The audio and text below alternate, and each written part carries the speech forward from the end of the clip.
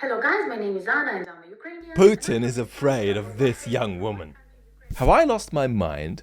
No. What I mean is that there's a generation of Ukrainians who Putin knows he can never control militarily or ideologically. Anna is a vlogger, an academic, and a cultural activist. Everything is fine and you can hear me well. Anna lives in West Ukraine, far from the front lines. Ukrainians, guys. Nonetheless, it's come under fire. Welcome. I spoke to Anna about war, trauma, and how Ukraine is not Russia. What were the first few days like for you? We woke up in the morning because someone called us and told us it started. For many Ukrainians, the war started with the phrase, it all started.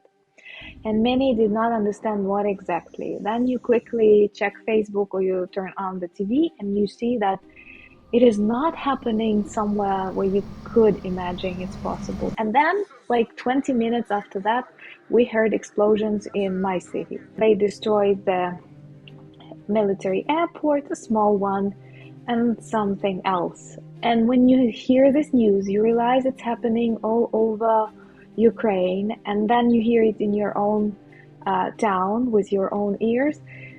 And at dawn, like this is what makes them really bad, because it was 5-6 in the morning. It was really difficult to believe it's happening, and it was very important for me to see that people are not giving up.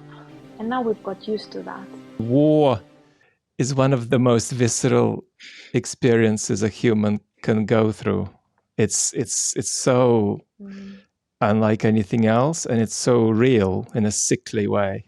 It's difficult to talk about it. I feel that this is not just the Ukrainian war, this is the war of the civilized democratic world and darkness and evil. What happens to you when you think about the future of your country?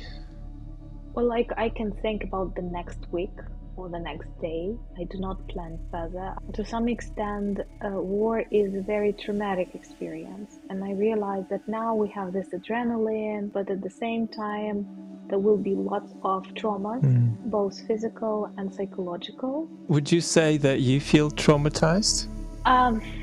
Well, like I hate that. I am a kind of strong person and I never cry, if somebody sees that. I changed tremendously. Interesting. Within this half a year. Interesting. I am a very different person. Very. So I have this doubt I will be able to be 100% purely happy. There will be always like a couple of percent spoiled, poison, or something. That experience permanently transforms you. And what you do is not move forward from them and leave them behind, these experiences. You can't. You rather try to dance with them rather than be in a rigid relationship with them.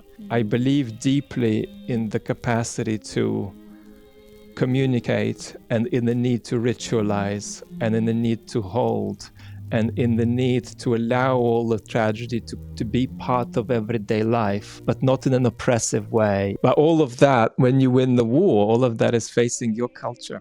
Yeah, but as you've explained to some extent, that was very similar to my feeling when I realized it is already happening. This is the moment when you accept that, and then you start observing, because some things happen inside once again, even physically inside your body, something that you do not expect like to work like that. And I think that our country people now feel more than they did.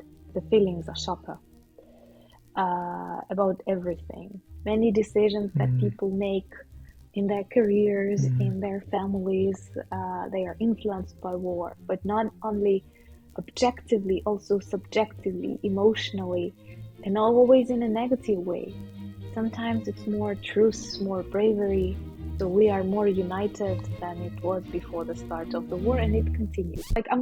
I understand that we will win, for example, this war with lots of victims. We will have for a couple of years some peace, maybe some, I don't know, maybe it's all possible. But then in 10 years, in 20 years, in 50 years, we will have another problem in Russia. I often think, what is wrong, like with Russia? Why do they do that? Why don't they use these opportunities? Why do they produce these dictators? The problem is that Soviet Union did not disappear in 1991. It stayed.